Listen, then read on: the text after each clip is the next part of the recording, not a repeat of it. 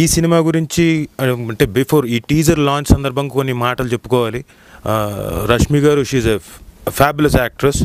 నేను ఈ మధ్యకాలంలో అంటే యూజువల్గా ఏమవుతుందంటే మనం చాలామంది వస్తారు గ్లామర్ ఇంకోటి అలా చూసుకుంటూ నేను అందంగా ఉన్నాను లేదా ఇవే చూస్తుంటారు యూజువల్గా.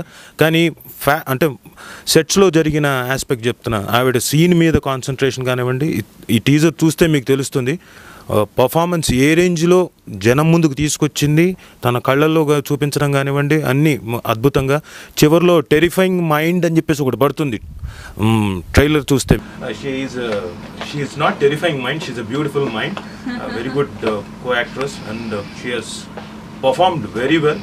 అండ్ అఫ్ కోర్స్ జస్వంత్ కూడా చాలా బాగా చేశాడు. ఇందులో ఉన్న మిగతా క్యారెక్టర్స్ కూడా అందరూ ఎవరి పరిధిలో వాళ్ళు చాలా బాగా చేశారు. శ్రీనివాసరెడ్డి గారు మా కెప్టెన్ అందరినీ ముందుండి అలా నడిపించారు, మమ్మల్ని మా చేతి చేయించారు. He motivated a lot.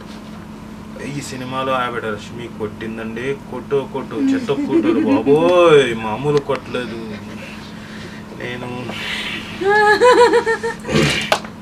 ఈ సినిమా బహుశా రిలీజ్ అయిన తర్వాత చెప్తాను రష్మి గారు ఏమేం చేశారు, నన్ను ఎలా చెత్త కొట్టారని. బట్ ఎనీవే రష్మి గారు, you are a very fantastic actress, very much delighted. మళ్ళీ ఇంకో ఆపర్చునిటీ వస్తే ఇంకో క్యారెక్టర్, ఈ క్యారెక్టర్ కాదండి, హీరో కాదు, బహుశా విలన్ గాను ఇంకోటి ఈసారి నాకు అసలు నేను తీర్చుకుంటాను.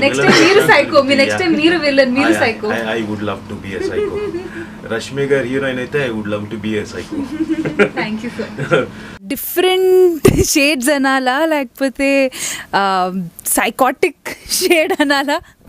రాజీవ్ గారు కళ్యాణ్ గారు పక్కన కూర్చొని ఫుల్ ఆన్ స్మైల్ చేస్తున్నారు. ఎందుకంటే as per them this is my real life character అన్నమాట.